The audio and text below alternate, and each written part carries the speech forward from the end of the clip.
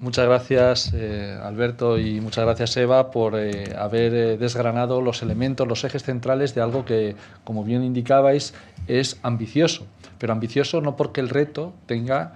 complejidad, que la tiene, es verdad, pero a la hora de conseguir los posibles objetivos requería de un desarrollo normativo prolijo, y eso es lo que se ha intentado recoger, y creo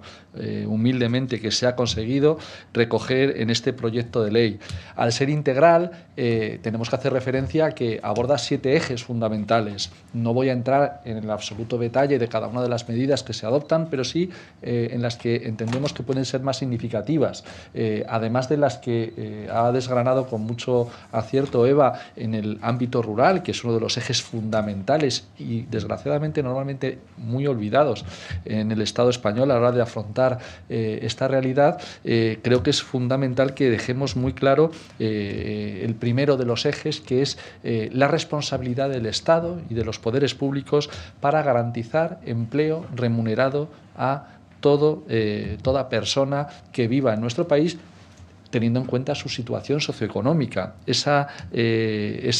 obligación que tiene el Estado y que tiene que quedar recogida en la normativa, tiene que quedar recogida en la legislación,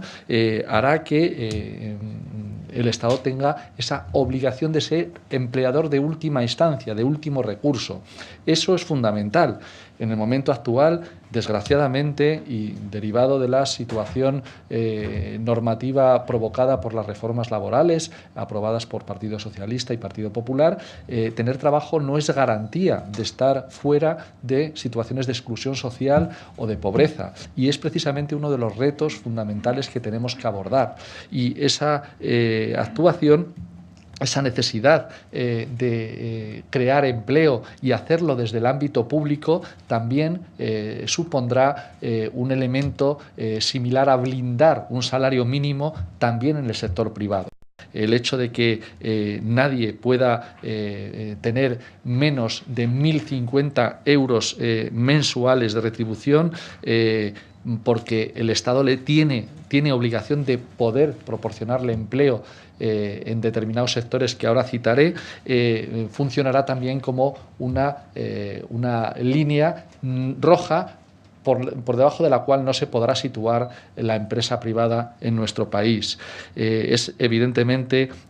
fundamental este elemento. En el título segundo de este proyecto de ley integral se contienen las prestaciones sociales de carácter monetario, concretamente el establecimiento de un sistema de renta mínima garantizada para complementar las figuras que existen en determinadas comunidades autónomas y que evidentemente se revelan como un buen mecanismo, pero insuficiente para abordar de forma integral la pobreza y la exclusión social en nuestro país. Ese elemento de actuación también, en este caso de última instancia por parte del Estado, permitirá que donde no exista ingreso mínimo garantizado, renta mínima garantizada, el Estado tendrá que actuar, y donde exista y no llegue a ese valor de renta mínima que se fija en el IPREM, pues tendrá que ser complementado por el Estado.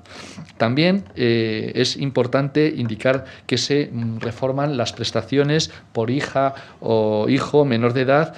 con determinadas recomendaciones que no las inventa, en este caso, ni Izquierda Unida ni la sociedad civil organizada, sino las recomendaciones de la Unión Europea, que dice de manera muy clara que la inversión en la infancia, en este caso destinar recursos a la infancia, es la forma más adecuada de romper con esa espiral de desigualdad. Concretamente, la Estrategia 2020 de la Unión Europea indica que hay que reducir la pobreza y la exclusión social, evidentemente atajando el ámbito de la infancia. En concreto, también es importante en estas prestaciones monetarias citar elementos que son habitualmente, y en esta última etapa,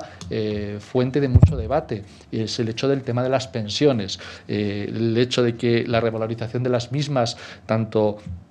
de las pensiones contributivas como de las no contributivas deban tener en cuenta las modificaciones del índice de precios al consumo. Es algo que figura en este apartado, en este título segundo de la ley. Y también se eliminan determinadas actuaciones que limitan la capacidad monetaria de esas pensiones, el factor de sostenibilidad, que al final seguramente muchos y muchas recordáis que supone una forma de repartir en más años la misma pensión, lo que supone agudizar los problemas de exclusión social en unas pensiones que precisamente no garantizan en gran medida la sostenibilidad de muchísimos hogares en nuestro país. Evidentemente ese título también indica elementos globales de mejora de gestión de estas rentas imprescindibles para mejorar las condiciones materiales de las personas en peor situación. En el título tercero también se entra en los detalles relacionados con la asistencia sanitaria universal y elementos que nos permitan garantizar la sostenibilidad de ese sistema nacional de salud y la mejora de las prestaciones. Es evidente que hay muchos detalles que veremos en momentos posteriores, todo el desarrollo reglamentario que sería necesario poner en marcha. El título cuarto hace referencia a esa garantía de los suministros básicos, tanto en agua potable, como gas y electricidad, a las personas que están en una situación de vulnerabilidad, de pobreza o de exclusión social, y se fijan elementos mínimos de consumo mínimo vital que permitan, en este caso, ser el eje fundamental de un plan que ataje la pobreza energética. El título quinto hace referencia a otro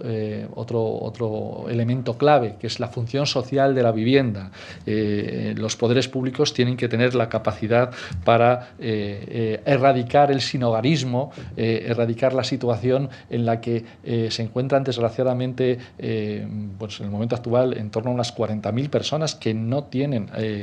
techo bajo el cual guarecerse, y en un país en el que sigue a día de hoy produciéndose una cantidad de desahucios absolutamente inasumible en un país que tiene recursos precisamente para evitar que esto siga ocurriendo. Y estos elementos se completan con las medidas en el sexto eje, entendiendo que el séptimo ya ha sido desgranado por Eva en el ámbito rural, lo relacionado con la educación. Evidentemente esa desventaja educativa que tienen muchísimos alumnos y alumnas en el momento actual, porque es complicado poner como centro la educación cuando faltan los recursos mínimos para tener una dignidad adecuada a la hora de la provisión de alimento o de determinados aspectos sanitarios o educativos. Es fundamental que se garantice gratuidad en el transporte para el acceso a la educación o material escolar o el servicio de comedor. Todos esos elementos están incluidos en este proyecto de ley. Es un proyecto de ley que seguramente será tildado de voluntarista ahí fuera. La sociedad civil, y en este caso, desde luego, Izquierda Unida y el Grupo Parlamentario Confederal, tenemos muy claro que es algo relacionado con la voluntad política, como indicaba Alberto Garzón en el inicio de la presentación. ¿Por qué? Pues porque sí, esta ley, de ser aprobada en los aspectos que contiene, supondrá un incremento del gasto público, perfectamente posible y asumible, simplemente con que nos situáramos en la media de ingresos con respecto al Producto Interior Bruto del Estado español que tiene la Unión Europea. Estamos recaudando 9 puntos prácticamente por debajo de la Unión Europea. Y evidentemente ese tipo de situación nos permite que cuando nos puedan tildar de voluntariosos, simplemente indiquemos que lo que queremos es que se afronte la situación de pobreza y de exclusión social con los recursos que podríamos obtener simplemente actuando en el ámbito fiscal de la misma manera que la media de la Unión Europea. Evidentemente estamos ante algo posible, pero sobre todo estamos ante algo necesario e imprescindible.